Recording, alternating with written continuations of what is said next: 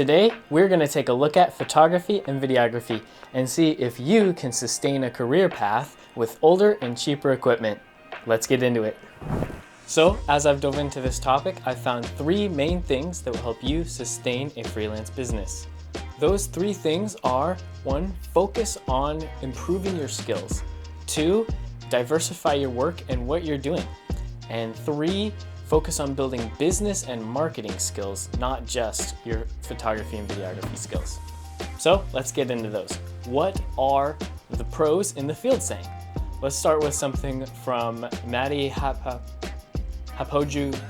Hapalabaju. I don't know how to say his name. So he gives 3 things to do to start building your business skills, which is learn, make, repeat. And this is not only with the equipment and things that you're using, learning that, but also with the business skills. Take what you're doing, learn from it, grow from it, and take those different jobs so that you can experience and know how to better market and build your business.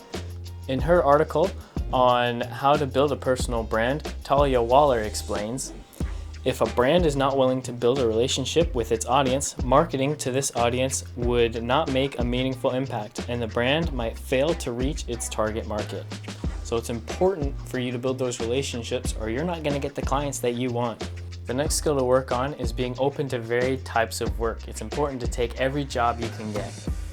Matti, however you say his name, and his brother built a 6-figure freelance business by taking everything that they could get, all the jobs that they could get, and they were open to different types of work, whether it was weddings, small shoots for companies, short films, whatever it was, they were open to the different jobs that they could do. So the last and one of the most important skills is, well, improving your skills. Getting better at using your camera equipment so that you can capture the best video and photo that you can. So Peter McKinnon, a professional photographer, took a $400 camera and a $4,000 camera, and he took a couple photos with both the cameras, and then he brought in one of his friends who is also a professional photographer, and he asked him, look at these photos, which one came from what camera? He showed him 3 photos. 2 of them were from the $4,000 camera and one of them was from the $400 camera. And this professional photographer got 2 of them wrong, which proves that the skill behind the picture is more important than the camera behind the picture. A good camera is important, but if you have skill to back it up, you're going to be able to get much better photos than anyone who doesn't have skill.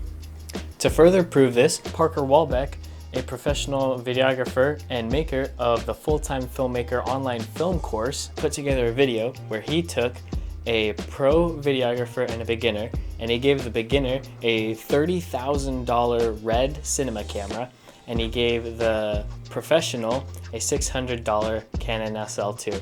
And he had them both make videos and saw what the result was. And the pro with a $600 camera was able to make a better video, proving that skill is much more important. So it's important that you work on building those skills. So skill is more important than gear, but I still wanted to put this to the test. So I got a good friend of mine who's a beginner photographer and myself, a somewhat experienced photographer, and decided to see what was better, gear or skill. You can be the judge. Okay, so I'm here with my friend and I'm going to be using this $200 camera and she's going to be using this $1,800 camera, and we're going to see who can get a better results. We each have a 30-minute time limit, and we're going to be taking a close-up picture, a medium picture, and a far-away picture of a subject, and we're going to see who can get better pictures.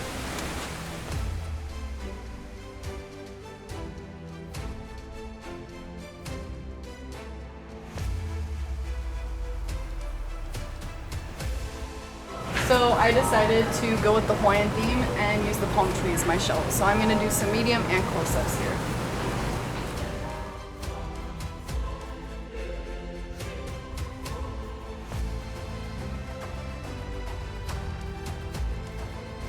Okay, so now I'm gonna shoot a couple shots. I've got an idea here where we're gonna get a little bit of foreground of this palm tree. There's a bigger palm tree in the background with them leaning against it, see how it turns out, and let's get started.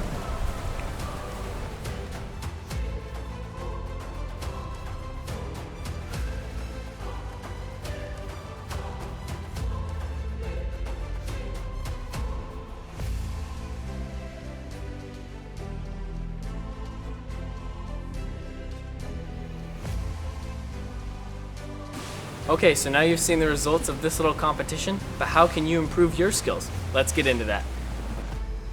Okay, so we're going to show you a few different things that you can do to make your photos better today. So one of the first things is proper framing.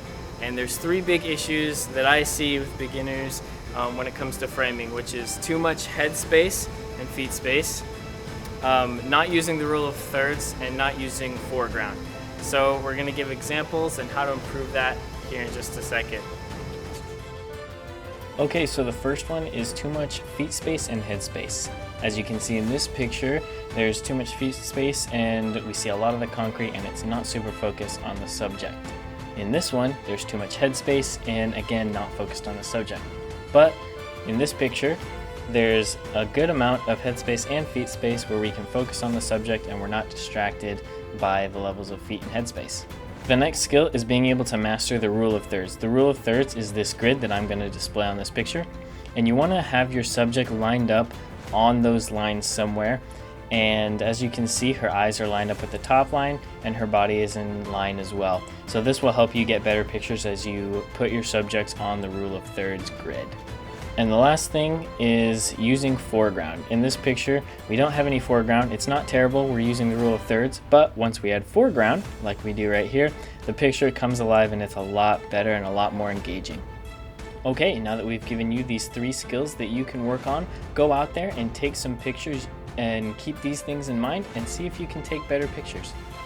Thank you for watching. Have a great day.